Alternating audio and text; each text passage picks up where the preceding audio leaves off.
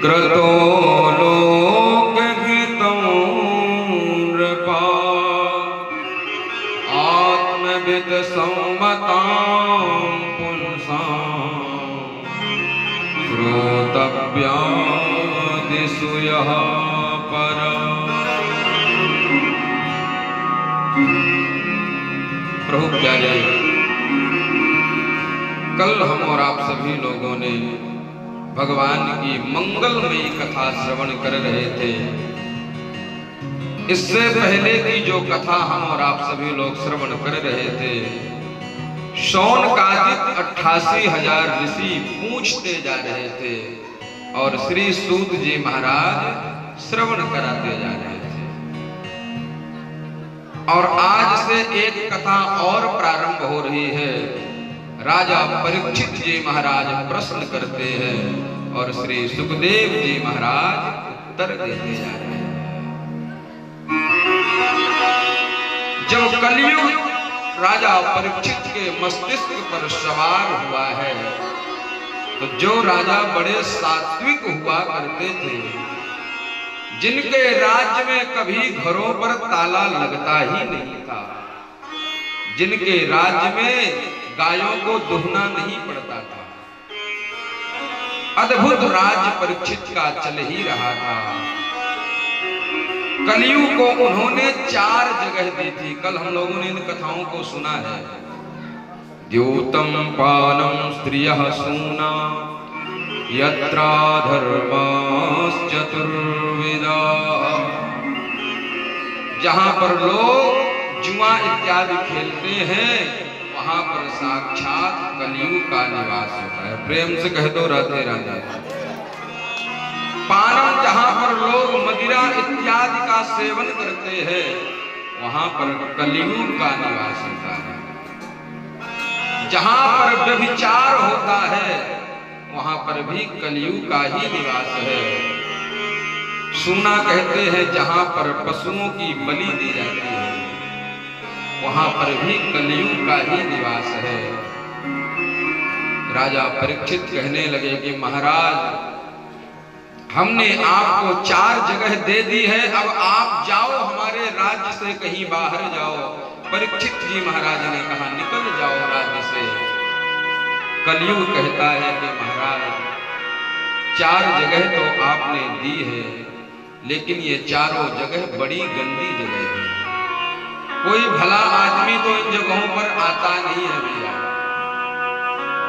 मुझे कोई एक पवित्र सी, सुंदर सी, अच्छी सी जगह मिल जाए तो मेरा भी उद्धार हो जाए। परीक्षित के मुख से निकल गया कि जाओ, तुम्हारा निवास स्वर्ण में होगा। कौन से स्वर्ण में कलयुग रहता है? कौन से स्वर्ण में प्रभु का निवास होता है? जो परिश्रम से कमाया हुआ धन है, जो मेहनत से कमाया हुआ स्वर्ण है, जो हमारे पुरुषार्थ से प्राप्त किया हुआ धन है, उस पर साक्षात नारायण का निवास रहता है। जो अधर्म पूर्वक, अनीति पूर्वक, अत्याचार पूर्वक धन कमाया जाता है, उस धन पर साक्षात कलयुग का निवास है। प्रेम से कह दो राधे राधे। इसलिए जीवन में याद रखना, यह भागवत का मूल संदेश है। जो व्यवहार खुद को बुरा लगे, वो हम कभी किसी के साथ में ना करें भैया। यदि गाली सुनना हमें खुद को बुरा लगता है, तो हम भी भागवत में बैठ करके संकल्प लें कि हम भी किसी को भी गाली नहीं देंगे। अपशब्द कहना, कड़वे वाक्य सुनना यदि बुरा लगता है, तो हम भी संकल्प लें कि हम भी किसी को अपशब्द, कड़वे वाक्य, असहनीय वाक्य कभी भी नहीं कहेंगे भैया। कलयुग का स्थान मिल गया है स्वर्ण में। राजा परीक्षित ने अधर्म से जो स्वर्ण कमाया हुआ मुकुट था, कौन सा मुकुट?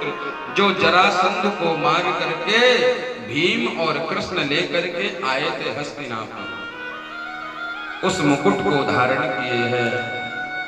जो राजा कभी भी चींटी जीव जंतु को भी नहीं परेशान करते थे, आज ऐसे परम सात्विक राजा के मन में शिकार खेलने की भावना आ गई है।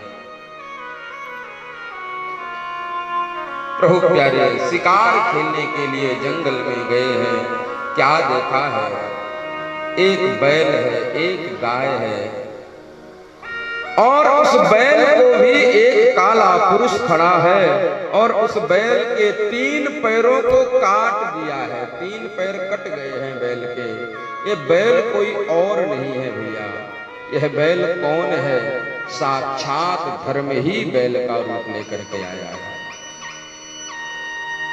गाय खड़ी खड़ी रो रही थी। गाय कौन है? गाय कोई और नहीं, ये पृथ्वी मैया ही गाय का रूप लेकर के खड़ी है।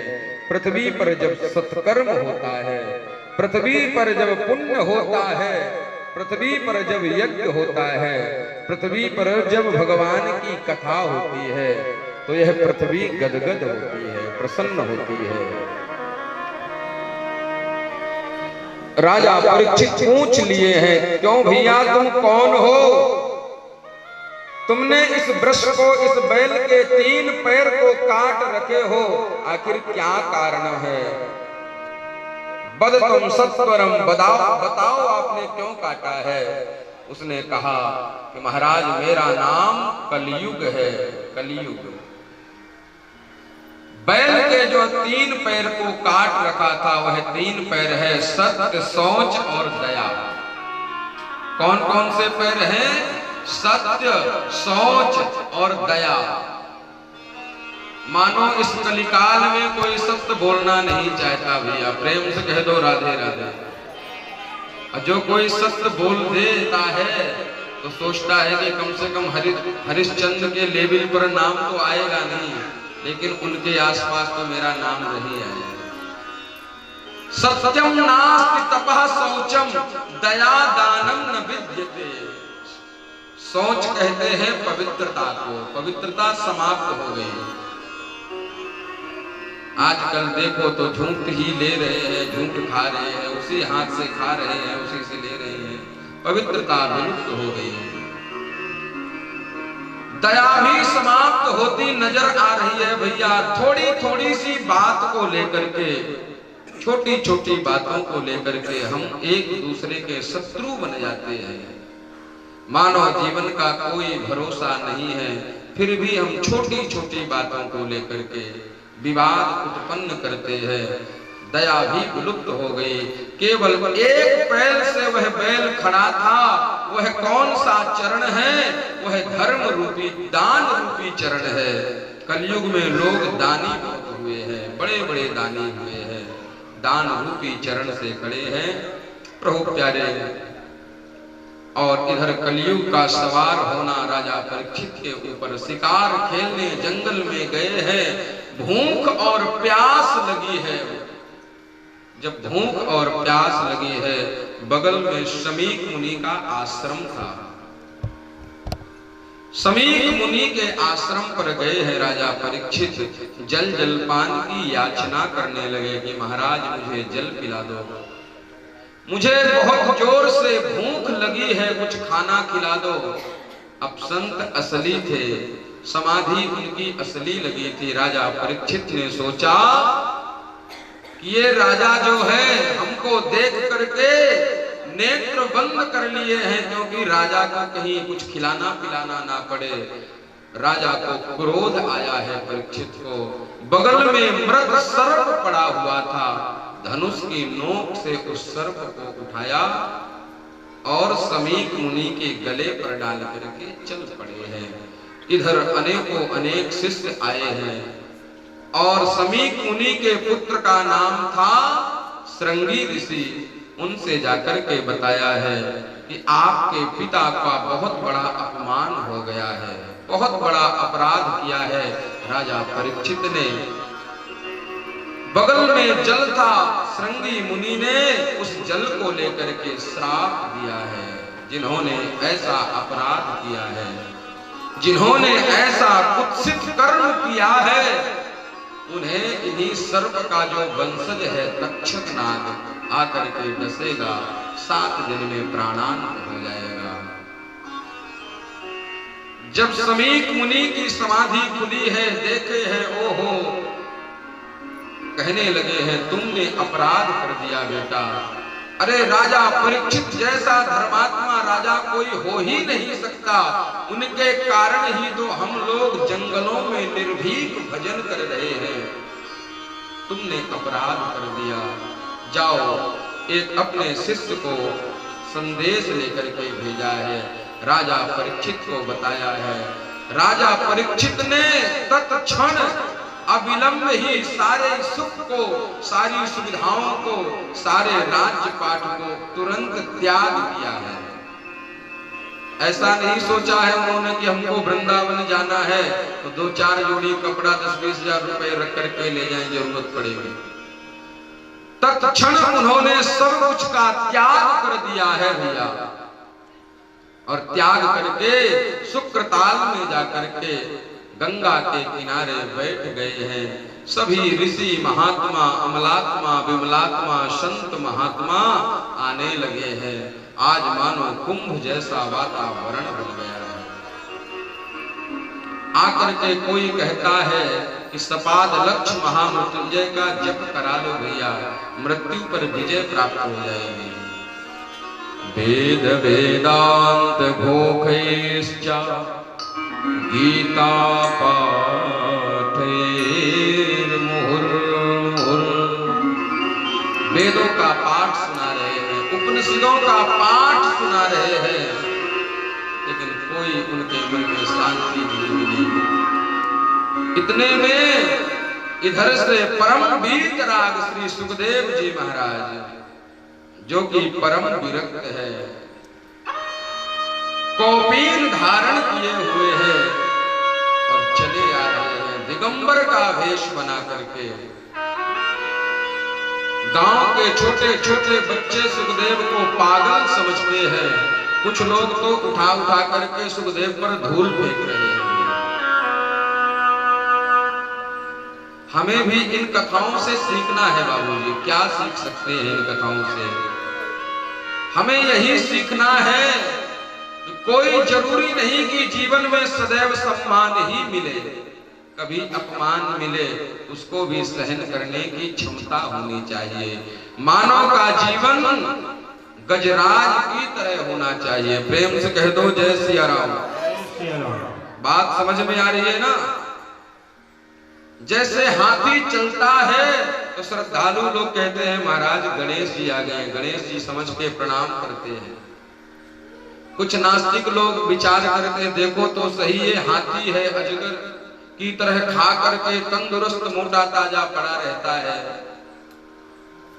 गांव के जितने कुत्ते हैं हाथी के पीछे लगे रहते हैं, भौंकने लगते हैं, लेकिन हाथी न प्रणाम करने वालों की ओर देखता, न धूल मिट्टी फेंकने वालों की ओर देखता, वो तो अपनी मस्ती में चलता रहता है।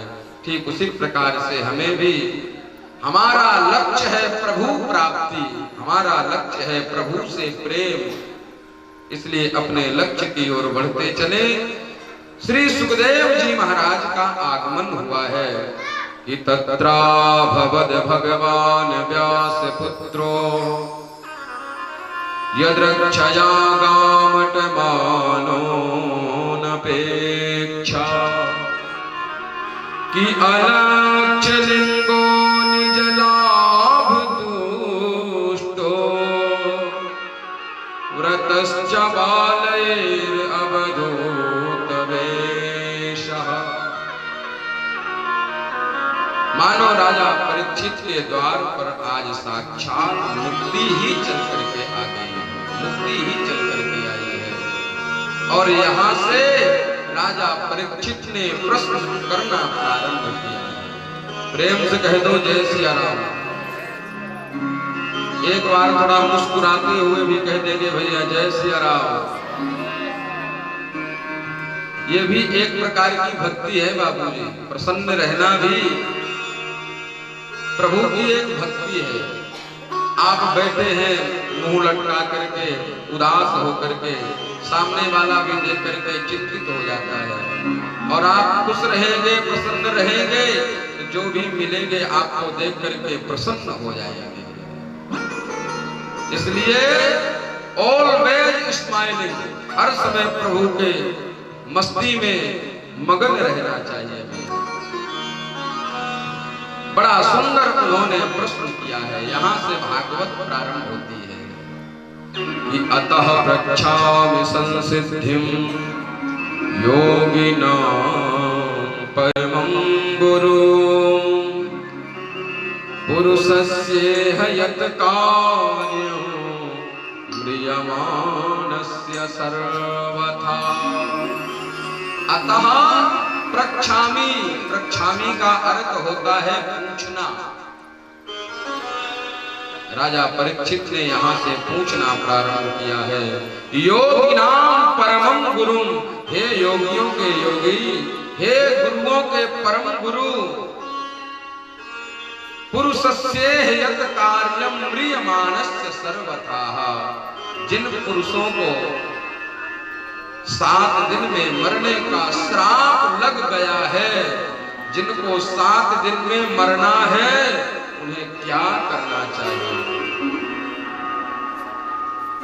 राजा परीक्षित कोई और नहीं है, हम और आप ही राजा परीक्षित हैं। प्रेम से कह दो जय सिया राम। हमें और आपको भी 7 दिन में जाना है भैया, 8वां दिन होता नहीं है।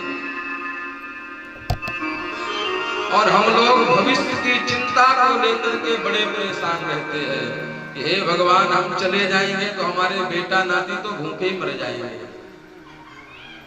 आज हम और आप हैं, आज आप कथा सुन रहे हो, मैं कथा सुना रहा हूं, कल की गारंटी है क्या? मेरे पास तो नहीं है भैया। और हम लोग चिंता करते हैं कि नाती पोता क्या करेंगे। एक कोई सेठ जी थे, सेठ जी, दृष्टांत के माध्यम से समझे। अपार उनके पास धन पर भरा हुआ था, अपार धन था उनके पास। उन्होंने मुनीम को बुलाया और मुनीम से कहने लगे, हे मुनीम, आप जरा हिसाब करके बताओ कि हमारी कितनी पीढ़ियां बैठ करके खा सकती है, कितनी पीढ़ियां बैठ करके खा सकती हैं, जरा हिसाब करके बताना। मुनीम जी ने कहा, महाराज हिसाब बड़ा लंबा चौड़ा है, 2-4 दिन का वक्त चाहिए। उन्होंने कहा 10 दिन का वक्त ले लो।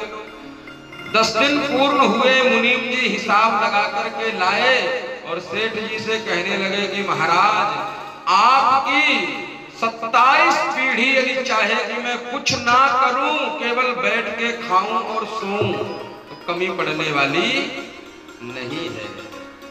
सेठ जी को दुख उत्पन्न हो गया, सेठ जी के मन में पीड़ा उत्पन्न हो गई। क्या पीड़ा? कि हे भगवान, बस इतना ही धन है, 27 पीढ़ी ही खा पाएगी। हे भगवान, 28वीं पीढ़ी तो हमारी भूखी मर जाएगी। दुख उत्पन्न हो गया, मन में कष्ट उत्पन्न हो गया, मन में वेदनाएं उत्पन्न हो गई। अच्छा एक बात बताओ, आप लोग कहते हैं बेटा मेरा, मकान मेरा, दुकान मेरा, परिवार मेरा, तो बहुतों के पिताजी यहाँ से चले जा चुके हैं। तो क्या कभी आपके पिताजी का फोन वगैरह आया, कोई लेटर, संदेश, चिट्ठी, पता कुछ आया है? आया? किसी के पास नहीं आया।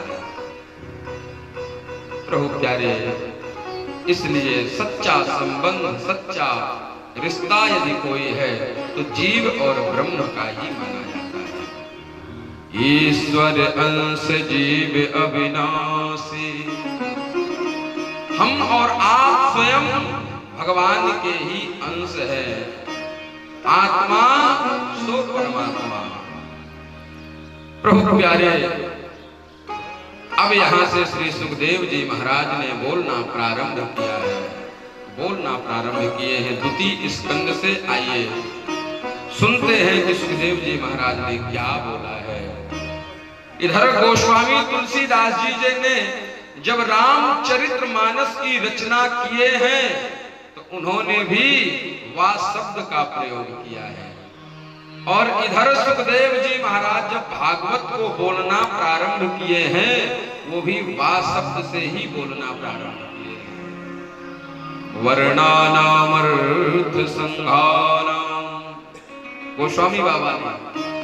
और इधर सुखदेव जी महाराज वरीयाने सते प्रश्नः क्रतो लोकहितं नृपा आत्मविद सम्मतां पुंसां श्रोतव्यादिषु यः परा। वरीयाने सते प्रश्नः, हे राजन आपने उत्तम प्रश्न किया है, आपने श्रेष्ठ प्रश्न किया है, आपने जन कल्याण के लिए प्रश्न किया है, आपने जन के मंगल के लिए प्रश्न किया है। क्रतो लोक हितम नृपा, हे नृप हे राजन आपने लोक हित के लिए प्रश्न किया है। आत्मविद सम्मतः पुंसाम श्रोतव्यादिषु यः परा। क्या पूछा है कि जिनको 7 दिन में मरना है उनके लिए क्या करना चाहिए। तब वहां से उन्होंने बोला है कि जिनको 7 दिन में मरने का श्राप लग जाए उन्हें तो केवल और केवल एक ही काम करना है। क्या काम? श्वास श्वास पे कृष्ण भज, श्वास श्वास पे राम भज, वृथा श्वास जन खोए, ना जाने या श्वास को फिर आवन हो न हो। जितासनो जित संगो जितेंद्रियः, जिनको 7 दिन में मरना है उन्हें हर समय प्रभु का स्मरण करना चाहिए। अब आप कहोगे महाराज पापी पेट का सवाल है, पेट भरने के लिए यज्ञ प्रयत्न प्रयास करना पड़ता है। तो मैं ये नहीं कहता कि पूरे दिन भगवान का बैठ करके भजन करो, लेकिन काम करते रहो, नाम जपते रहो, काम भी करते रहे, प्रभु का चिंतन भी करते रहे। प्रभु प्यारे, जितासनो जित श्वासो जित संगो जितेंद्रियः, स्थूले भगवते रूपे मनः संधारयेत धियः। भागवत के 2 स्कंद का पहले अध्याय का श्लोक नंबर 23।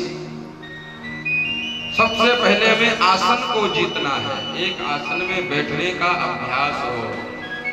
जित श्वासो, प्राणायाम के द्वारा सांस को रोकने की क्षमता होनी चाहिए। जित संगो, संग को जीतना चाहिए।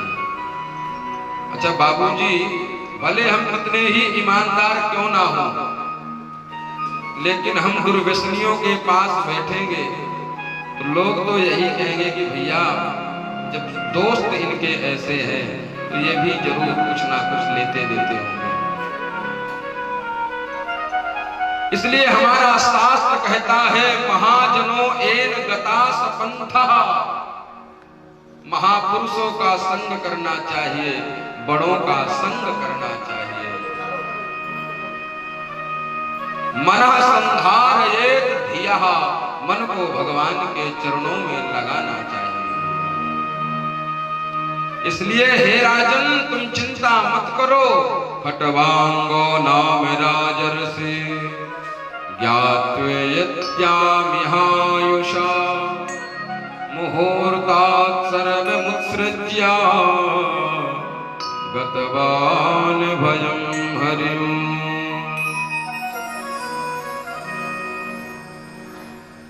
खट्वांग नाम के एक राजा हुए हैं जिन्होंने एक क्षण में ही मुक्ति को पा लिया है।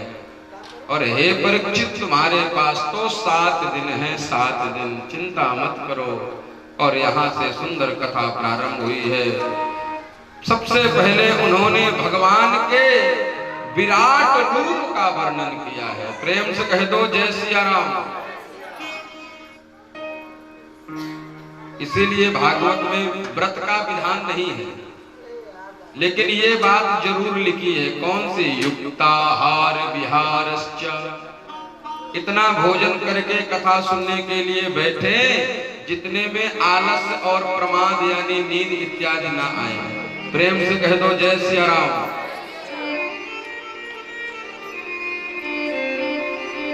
मैं मान सकता हूं कि आराम का समय मैंने आपका छीन लिया है। प्रभु प्यारे, खटवांग नाम के जो राजा हुए हैं उन्होंने तो एक क्षण में ही प्रभु को पा लिया है। आपके पास तो 7 दिन है, चिंता मत करो। विराट रूप का वर्णन किया है। पाताल में तस्य हि पादमूलम पठन्ति पार्श्वपदे रसातलम महातलम विश्वसृजोत गुल्फो तलातलं वै पुरुषस्य जंगे। ये जो पाताल है ये भगवान का पैर है भैया। प्रेम से कह दो जय सिया राम।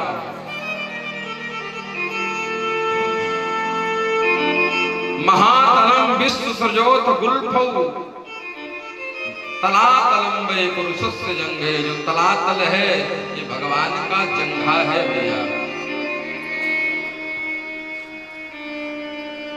इंद्रादयो बाहवा अरुषस्त्रः। इंद्र इत्यादि जो देवता हैं भगवान की भुजा है। घ्राणोश्य गंधो मुखाग्निरिंधः। ये जो वायु है ये भगवान के श्वास ही वायु है। ये जो अग्नि है ये कौन है? भगवान का मुख ही अग्नि है भैया। आगे बड़े सुंदर सुंदर पावन प्रसंग उन्होंने श्रवण कराना प्रारंभ किए हैं और उन्होंने बताया है कि अलग अलग कामनाओं के हिसाब से अलग अलग देवता होते हैं भैया। प्रेम से कह दो जय सिया राम। प्रभु प्यारे, जिनको सुंदर रूप चाहिए, ध्यान से सुनना, मतलब की बात है आप लोगों को। जिनको सुंदर रूप चाहिए वो किनकी आराधना करें? मैं अपनी मन से नहीं कह रहा हूं। भागवत के 2 स्कंद के 2 अध्याय का श्लोक संख्या 6 कि रूपाभिकामो गंधर्वान। जिनको सुंदर रूप चाहिए तो गंधर्वों की आराधना करें। स्त्री कामो उर्वशी। जिनको सुंदर स्त्री चाहिए वो उर्वशी इत्यादि अप्सराओं का चिंतन मनन करें भैया। आधिपत्य कामः सर्वेषां यजेत परमेष्ठिनम्। और जिनको कुछ नहीं चाहिए, केवल प्रभु का प्रेम चाहिए, प्रभु का चरण चाहिए, वो तो अकामः सर्व कामो वा मोक्ष काम उदारधि तीव्रेण भक्ति योगेन यजेत पुरुषं परम्। जो अकामी लोग हैं, जो निष्कामी लोग हैं, जिन्हें कुछ नहीं चाहिए, वो यज्ञ नारायण भगवान की आराधना करें। तीव्रेण भक्ति योगेन यजेत पुरुषं परम। उन्हें भगवान की दिव्य स्तुति करना चाहिए। और आगे चल के बड़ा सुंदर एक मार्मिक श्लोक मिलता है। सुखदेव जी ने बताया है अपने मुखार बिंद से कि जो भगवान की कथा से वंचित हैं, जो भगवान की कथा से दूर हैं, उन पर बेचारों पर सदैव दया करनी चाहिए, क्योंकि वही तो अभागे हैं। बेचारे वो नहीं हैं जो गरीब हैं, निर्धन हैं, बेसहारे हैं। बेचारे तो वो हैं जो भगवान के भजन से, भगवान की कथा से, भगवान के सत्संग से दूर है। भागवत में बड़ा सुंदर श्लोक मिलता है कि बिले बतोरुक्रम विक्रमान्ये न शृण्वतः कर्णपुटे नरस्य जिह्वा सति दादुरके वसूता न चोपगायत्य गुरुगायगाथः। बिले बतो, ध्यान से सुनना आपको, जो कान भगवान की कथा नहीं सुनते हैं उनके कान बिले बतो, सर्प के बिल के समान है। न शृण्वतः कर्णपुटे नरस्य, और जिनकी जिह्वा भगवान के नाम को नहीं गाती है वो जिह्वा सति दादुर के वसूता। दादुर के वसूता, एक दादुर पक्षी होता है जो सारा दिन टर टर टर्राता रहता है। जिनकी जिह्वा भगवान के नाम को नहीं गाती है उनकी जिह्वा दादुर के समान व्यर्थ में टर्रा रही है। जो हाथ प्रभु की सेवा नहीं करते हैं, हरे लसत कंचन कंकणौवा, वो हाथ व्यर्थ है भैया। जो पैर भगवान के मंदिर की ओर जाने से कतराते हैं वह पैर पैर नहीं है भैया। ये हाथ मिला है प्रभु की सेवा करने के लिए। हाथ हमें इसलिए नहीं मिला है कि सुंदर सोने की चूड़ियां पहनने अथवा सोने का कंगन पहने। हस्ते कर्म मनस्तव पादयोर्नः, हाथ हमें प्रभु की सेवा के लिए मिला है। कान हमें प्रभु के भजन कीर्तन कथा सुनने को मिला है। एक जगह कथा चल रही थी, एक छोटा सा बच्चा आया, बोला महाराज जी आपको मालूम है कान क्यों मिला है? मैंने कहा भैया मुझे तो मालूम है। मैंने कहा कि कान मिले हैं भगवान की कथा सुनने के लिए, हरि चर्चा सुनने के लिए। छोटा सा बालक बोला महाराज कान इसलिए नहीं मिले हैं। तो मैंने कहा किस लिए मिले तुम ही बता दो। उस बालक ने मालूम है क्या कहा बापूजी? उसने कहा कि कान हमें इसलिए मिले हैं क्योंकि भगवान को मालूम था कि आगे चल करके बुढ़ापा आएगा, नेत्रों से देखना कम हो जाएगा, कानों से सुनाई देना कम हो जाएगा। भगवान को मालूम था कि जब दिखाई देना कम हो जाएगा तो फिर एक चश्मा देवता आएंगे, चश्मा लगाना पड़ेगा। और यदि ये कान नहीं होता तो चश्मा कहां से लगता महाराज बताओ? भगवान ने कान दिया है चश्मा लगाने के लिए। प्रेम से कह दो जय सिया राम। अरे यदि कथा सुनने के लिए दिए होते तो मशीन तो अंदर है, ये लगाने की क्या जरूरत थी? भगवान ने इसीलिए लगाया है कि आगे चल करके चश्मा लगाने में परेशानी ना हो। प्रभु प्यारे, सबसे पहला पावन प्रसंग उन्होंने बड़ा सुंदर प्रसंग सुनाया है। राजा परीक्षित ने प्रश्न कर दिया है। क्या प्रश्न किया है कि भगवान इस सृष्टि को क्यों बनाते हैं और कैसे बनाए हैं सृष्टि को? आप जरा कृपा करके मुझे बताओ कि मानव की उत्पत्ति कहां से हुई है? हमें और आपको लोग मानव क्यों कहते हैं? कि नमः परस्मै पुरुषाय भूषये सदुद्भवस्थान निरोधलीलया। कहने लगे मुझे बताओ, यह कथा सुनाओ। सुखदेव जी महाराज ने यहाँ से सृष्टि की उत्पत्ति का पावन प्रसंग श्रवण कराना प्रारंभ कर दिए। सुखदेव जी महाराज बता रहे हैं राजा परीक्षित को कि महाराज पहले इस संसार में कहीं कुछ नहीं था, चारों तरफ जल ही जल भरा हुआ था। ध्यान से सुनना आप लोग, चारों तरफ जल ही जल भरा हुआ था।